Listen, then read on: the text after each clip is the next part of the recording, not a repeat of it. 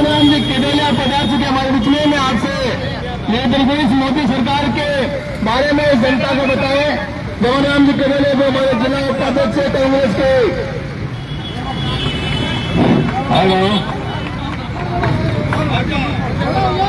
मकाना के यशस्वी विधायक श्री जाकिर साहब, ब्लॉक अध्यक्ष श्री दिलीप सिंह जी और अन्य सभी कांग्रेस के पदाधिकारीगण तथा आज के इस जुलूस में पधारे समस्त कांग्रेस के कर्मठ कार्यकर्ताओं, आप सबको पता है कि बीजेपी की सरकार ने देश में हालात कैसे बना रखे हैं। उनका टारगेट केवल एक ही है कि नेहरू खानदान को किसी न किसी तरीके से प्रताड़ित करके भगा दिया जाए ताकि हमारी मनमानी और हमारी तानाशाही हमेशा के लिए कायम रहे।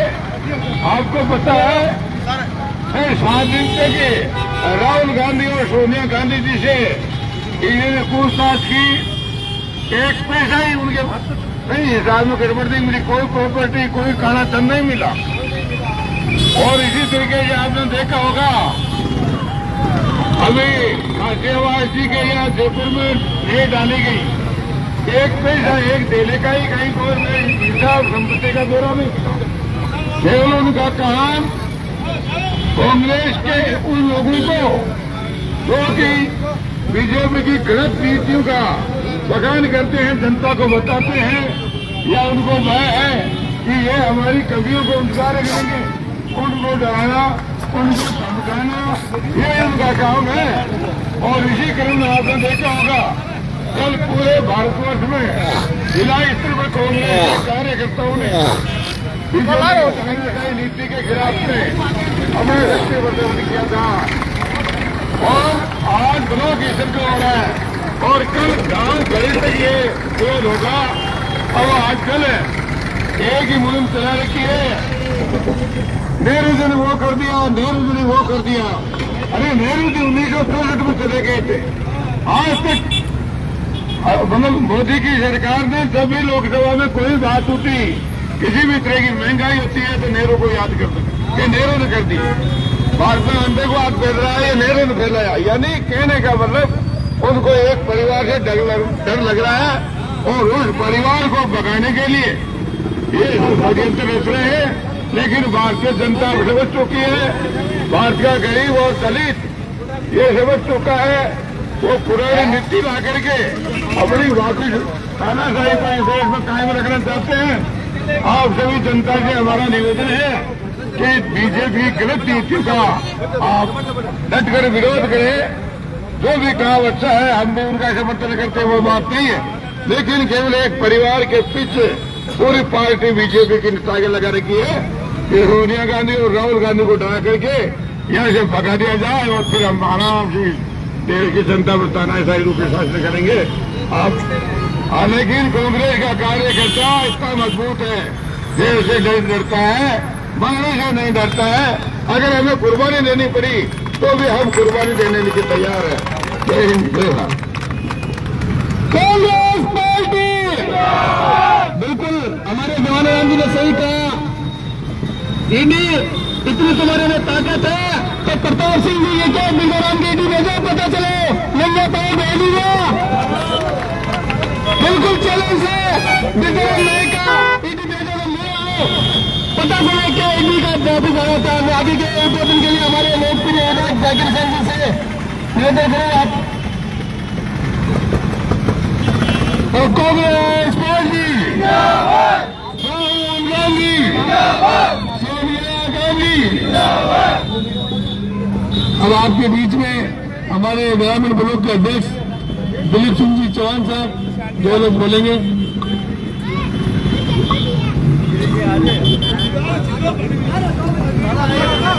आप सभी कांग्रेस कार्यकर्ताओं का और बताना की समस्त आवाम का धन्यवाद कि आप लोग यहाँ पर आए और इस विकट परिस्थिति में कांग्रेस पार्टी का साथ दिया।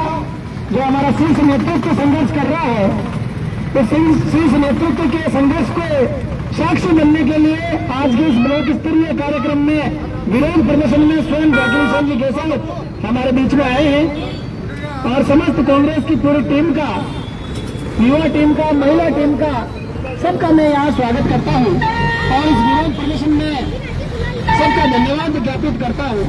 साथियों, 2-3 मिनट में अपनी बात पूरी करूंगा।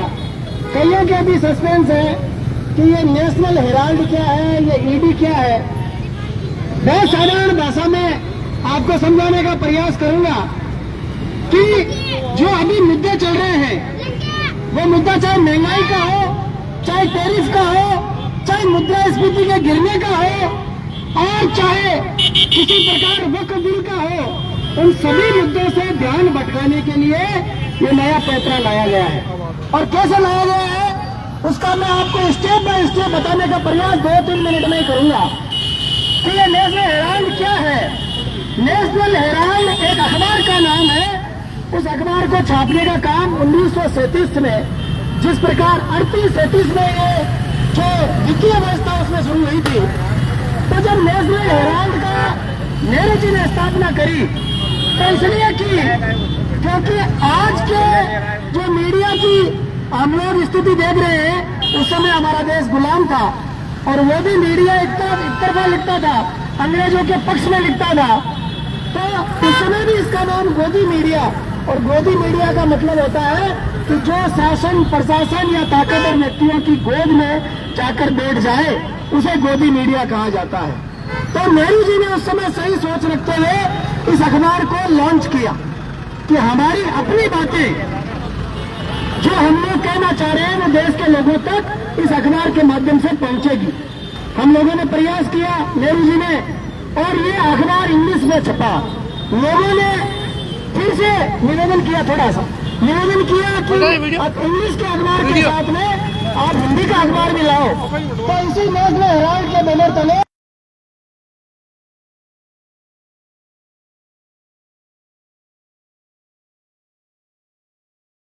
और अंग्रेजों के खिलाफ हमारे ये तीनों अखबार छापते थे। धीरे धीरे हमारे देश की भागदौड़ कांग्रेस पार्टी के हाथ में आई, देश आजाद हुआ, कांग्रेस पार्टी सत्ता में चली गई, आ गई, और धीरे धीरे इस प्रकार सरकार का साथ देते देते ये अखबार घाटे में 50 साल तक जो अखबार टॉप में था, दशक तक, वो घाटे में चला गया। धीरे धीरे इसकी जितनी भी ब्रांच थी, लखनऊ में, दिल्ली में, महाराष्ट्र में, मुंबई, जो भी ब्रांचें थी, और उनके पत्रकारों को वेतन देने की भी मुसीबत खड़ी हो गई। जब हमारे माननीय राहुल गांधी जी 2011 में पार्टी की कमान अपने हाथों में लेते हैं तो उन्हें पार्टी के जो स्तंभ थे, जो भी स्तंभ थे, उनकी एक एक करके याद आने लगी। उन्होंने इस नेशनल हेराल्ड के मुद्दे को फिर से उजागर करने का प्रयास किया और आपको बड़ा आश्चर्य होगा, उन्होंने एक कमेटी बनाई यंग इंडिया नाम से, और उस कमेटी को जब चार्ज दिया कि भाई आप इसके का मैनेजमेंट करें, संचालन करें, केवल ये कहा गया। तो उसके बाद में 2012 में जब सुब्रमण्यम स्वामी इसको अदालत में लेके गए और ठीक 2014 में जब मोदी जी आए तो इन्होंने जांच वापस खुलाई। आपको बड़ा आश्चर्य होगा कि 1 साल तक जांच चली और मोदी जी के कहने के बावजूद ईडी ने यह कहकर इस फाइल को बंद करने का निर्णय लिया कि हमें इसमें कुछ नहीं मिला। लेकिन मोदी जी ने हस्तक्षेप किया, फिर वापस फाइल खुली और 10 साल केस चलाए।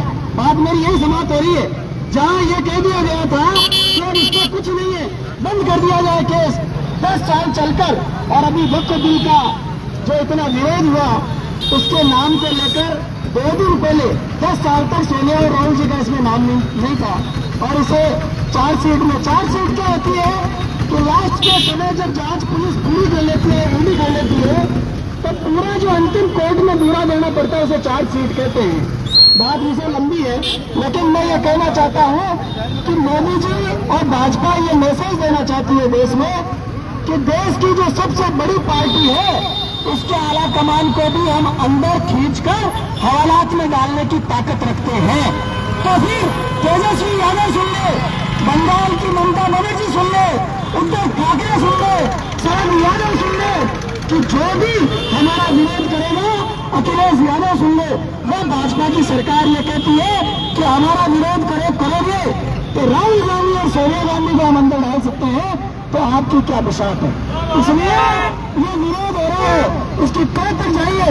इस विरोध को दर्शाने के लिए हम लोग मकाना के लोग यहाँ इकट्ठा हुए हैं, और मैं आप सबका फिर से बहुत बहुत धन्यवाद देता हूँ कि आप सब इस विरोध में साथ दिया। धन्यवाद। जय हिंद, जय भारत। हमारे माननीय जाकिर सिंह के साथ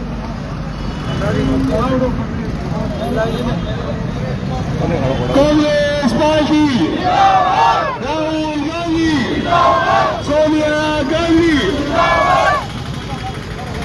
आज हमारी राजस्थान प्रदेश कांग्रेस के प्रदेश अध्यक्ष आदरणीय गोविंद सिंह डोडासरा साहब के आदेश अनुसार पूरे राजस्थान के अंदर ब्लॉक कांग्रेस कमेटी के तत्वाधान में आज मोदी सरकार के खिलाफ और ईडी के खिलाफ आज धरना प्रदर्शन लिखा गया है, जिसके अंदर हमारे ब्लॉक कांग्रेस के ब्लॉक अध्यक्ष दिलीप सिंह जी चौहान साहब, जेटू सिंह जी खौड़िया जो सरपंच साहब हैं, जिला उपाध्यक्ष असलम जी चौधरी, गुलाम रसूल साहब, नूर जी, नीरू जी और जवाहर किल्डोले जी, पोलू जी और अनवर जी के लोग, सभापति राम नायक जो सुबह से लग रहे, आलम जी राठौर साहब, सभी यूसुफ जी भाटी, सभी सम्मानित मंच। देखिए आज ये धरना प्रदर्शन क्यों हो रहा है, दिलीप सिंह जी ने आप सारी बात बता दी गई है। मोदी सरकार कई सालों से कोई कामकाज नहीं कर रही है, हमेशा कोई ना कोई नया इशू लेके आते हैं। ये नेशनल अवार्ड जो अखबार एक कांग्रेस का चला अखबार था, ये अखबार वो अखबार है जो देश आजाद हुआ है उसके पहले पंडित जवाहरलाल नेहरू साहब ने अंग्रेजों के खिलाफ ये अखबार के माध्यम से अंग्रेजों भगाओ मुहिम चलाई गई थी। उस अखबार के माध्यम से एक मुखपत्र के हिसाब से ये अखबार हर गांव हर शहरों के अंदर जाता था और अंग्रेजों के खिलाफ ये मुहिम चली थी। फिर हिंदी के अंदर ये अखबार चला नव जीवन के नाम से, और फिर उर्दू में चला कौमी एकता के नाम से। ये आरएसएस वाले उस टाइम में अंग्रेजी के दलाल थे, गुलाम थे, और आज भी ये जो मोदी सरकार चल रही है आरएसएस के इशारे पे चल रही है। अखबार के जो मुख्य थे पंडित जवाहरलाल नेहरू साहब थे, जब प्रधानमंत्री प्रथम प्रधानमंत्री नेहरू जी बने उस टाइम नेहरू जी ने इसका इस्तीफा दे दिया गया था। अखबार की दीनी आर्थिक स्थिति खराब होने के कारण अखबार बंद भी हो गया था और उसमें करोड़ों का भार हो गया था, जिसको लेके सभी को पता है। और बड़ी प्लानिंग से सभी लोग सवाल हुई थी इनके खिलाफ कोर्ट में जाते। जब इस अखबार के माध्यम से नेशनल अवार्ड के खाते के अंदर एक पैसे का ट्रांजेक्शन नहीं हुआ, एक पैसे का किसी का आना जाना इनपुट आउटपुट नहीं हुआ, तो इसके अंदर ईडी का और केस का घोटाले का सवाल पैदा नहीं होगा। पहली बात ये, और संपत्ति भी किसी के लिए नहीं है। तो इस तरह से अगर आपको जांच करनी है, इलेक्ट्रॉन बोर्ड के नाम से बीजेपी ने जो पैसा इकट्ठा किया, करोड़ में इकट्ठे किए, चंदा दो संदालों के नाम से ही इकट्ठे किए, जो गौ मास का एक्सपोर्ट करते हैं उनको नहीं बचा, उनकी कोई जांच नहीं करेगी ये लोग। ये उस अखबार से बदला ले रहे हैं जिन अखबार से हमने अंग्रेजों को भगाया है, और वो उनकी भरपाई कर रहे हैं कि आरएसएस वाले उस टाइम अंग्रेजों के दलाल थे, गुलाम थे, जासूस थे, उनको राजी करने के लिए ये सारी मुहिम चलाई गई है। आप देखिए ईडी के माध्यम से राहुल गांधी, सोनिया गांधी के चार्जशीट पेश कर दी गई है सुप्रीम कोर्ट के अंदर, और 25 तारीख से उनकी सुनवाई रखी गई है। मैं आप लोगों से मीडिया को ये बताना चाहता हूँ, राहुल गांधी, सोनिया गांधी वो व्यक्ति है, सोनिया गांधी वो लेडीज है जिन्होंने क्या बलिदान देके प्रधानमंत्री पद हासिल नहीं किया गया। सोनिया गांधी वो है जो एक देश की स्थिति देखती है, स्वर्गीय मनमोहन सिंह जी को प्रधानमंत्री बनाया। ये दोनों जो गुजरात से आए, गुजरात से लेके दिल्ली तक कितने दंगे प्रसाद कराए, कितने लोग मारे, जब जाके ये लोग सत्ता में काबिज हुए। सोनिया गांधी वो है जो उनके पति देश के लिए आजाद हो गए, इंदिरा गांधी आजाद हो गई, जिन्होंने नेहरू जी ने एक नकलों के अंदर आनंद भवन था, अरबों खरबों रुपए का जो गवर्नमेंट को समर्थित कर दिया गया। आज उस परिवार पे आरोप लगा रहे ये लोग पैसे खा गए। उस नेशनल अखबार के माध्यम से मैं आपको बताना चाहता हूँ 25 तारीख से हियरिंग चालू हो रही है। सोनिया गांधी, राहुल गांधी के नाम से लोग सड़कों पे मरेंगे, हम जेल के अंदर जाएंगे। जो कुछ करना होगा कांग्रेस पार्टी के प्रति हम समर्पित रहेंगे, क्योंकि कांग्रेस है कि देश है। इन लोगों ने देश को आज 12 साल से जो लूटने का काम किया, किसी से छुपाव नहीं है। इन लोगों ने बेरोजगारी में कोई बात नहीं करते, महंगाई पे बात नहीं करते, युवा बेरोजगार होने से बात नहीं करते। ये जबरदस्ती वक्फ बोर्ड का लेके आएंगे कानून, जबरदस्ती 3 तलाक का लेके आएंगे, जबरदस्ती सीए का लेके आएंगे। लोगों का ध्यान भटकाने के अलावा इन लोगों के पास कोई काम नहीं है। मैं आपसे ये कहना चाहता हूँ कि ये मोदी सरकार है जो हमेशा मतलब जनहित की विरोधी रही है, और जो राहुल गांधी जो हमारे सीएलपी लीडर लोकसभा के अंदर जो उनकी लोकसभा के अंदर से बोलता है, राहुल गांधी इनकी छोट उतार रहा है, इनके काले कानों में कोर रहा है। ये चाहते ईडीएम की ईडी के माध्यम से राहुल गांधी, सोनिया गांधी की आवाज बंद कर दी जाए। अभी हमारे प्रताप जी काचे निवास के ईडी के छापे मार दिए गए, क्योंकि प्रताप जी काचे निवास हमारे ऐसे नेता है जिन्होंने बेवाक होकर बीजेपी के खिलाफ बोला। आईपा के अंदर 100 करोड़ रुपए इस सरकार ने खर्च कर दिए, उसके लिए बोला। इनके हमेशा जो व्यक्ति बोलता है उसको ईडी के माध्यम से गिराया जाता है। देश के अंदर ऐसे हालत हो गए, हर आदमी अपने को डरावा महसूस करता है। तो मैं ज्यादा बात नहीं कह, जुमे का भी टाइम है, मैं एक ही बात कहता हूँ, मोदी तेरी तानाशाही नहीं चलेगी, नहीं चलेगी। मोदी तेरी हिटलरशाही नहीं चलेगी, नहीं चलेगी। Congress party, Congress party, Rahul Gandhi, Govind Singh ji डोलासरा, Ashok ji Gehlot, Sachin Pilot.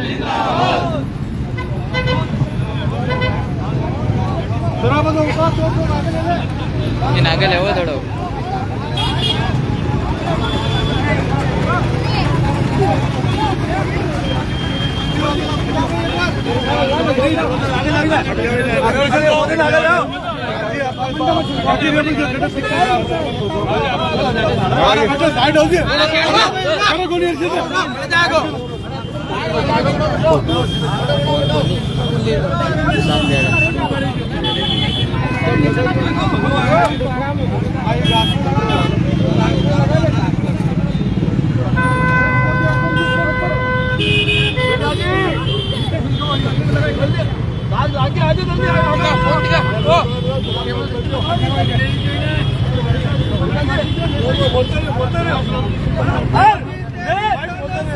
नहीं चलेगी, नहीं चलेगी। मोदी तेरी हिटलरशाही नहीं चलेगी, नहीं चलेगी। नहीं चलेगी, नहीं चलेगी।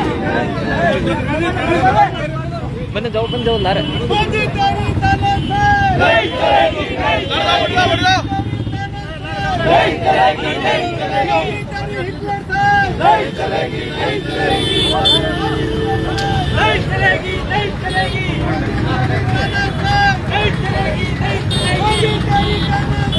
चलेगी, नहीं चलेगी। नहीं चलेगी, नहीं चलेगी। कांग्रेस पार्टी जिंदाबाद, कांग्रेस पार्टी जिंदाबाद।